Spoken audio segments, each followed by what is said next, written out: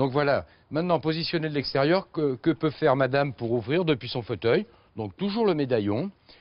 Pour les autres personnes, les visiteurs éventuels, le médecin, le voisin, auxiliaire de vie et autres, un clavier, tout simplement rétroéclairé, voilà, qui permet donc, en composant un code à 4 chiffres, aux visiteurs à qui on a communiqué ce code, d'ouvrir la porte depuis l'extérieur. Une ouverture adaptée pour chacun, pour madame depuis son fauteuil et pour les autres à l'aide du clavier.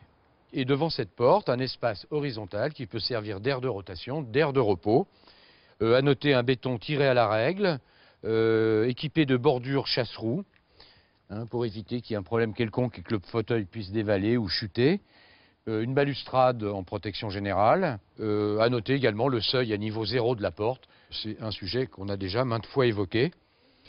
Et ensuite, la liaison entre cet espace terrasse, aire de repos ou aire de giration, descendant vers le portillon. À noter une pente supérieure à 4 et également supérieure à 5%. Pourquoi? Madame est en fauteuil électrique.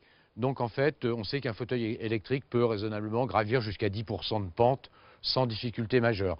Au-delà, il peut peut-être, par temps sec et autres, mais 10% bon, est quelque chose de raisonnable pour un fauteuil électrique. Donc en fait, une liaison trottoir, entrée-maison, hein, à travers cette piste bétonnée, ces différentes protections, et un seuil à niveau 0 qui permet d'entrer dans la maison. Et surtout, ça nous a permis de s'affranchir de l'escalier qui était devenu inutilisable par madame.